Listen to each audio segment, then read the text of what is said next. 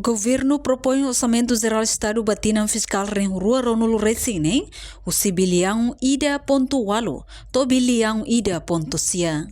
Governo lihusi Ministério Finanças, halo revisão do orçamento decide hodi propõe OZE preliminario ba rua ronulu resine niang, entre biliang ida ponto walu, to biliang ida ponto sia dolar americano.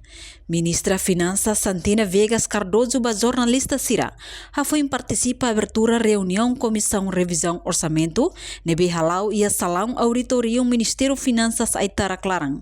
Sexta-feira lorong sanulo resintolo fulan junho tinangne. Meia rela batida semana ontem, para tu bela apresentar até depois da jornada, tu lei jornada do tempo tem que apresentar o Conselho de Ministros, teto ba orçamento 2026, depois tira na ba, mas nem teto preliminar, cada teto iniciativa inicial, orçamento 2026, depois se ia discussão de comissão de revisão orçamento para tu até nele cleanliu análise sobre o Ministério Finanças, halba programa o Ministério Sira, areba contribuição setor serania, desempenho setor serania mos, então ainda não vai estar refila fali ia comissão de revisão orçamento, depois da comissão de revisão orçamento, baka ami foi halo orçamento final, tal ba lei, depois o ba Conselho de Ministros aprova, baka o parlamento per lei, e de de outubro normalmente am tengi hodion orçamento tinanti mai vai previsão teto na gira teto preliminar agora da a minha areba capacidade de execução normalmente então pode ser a indicação na entre 1.8 e 1.9.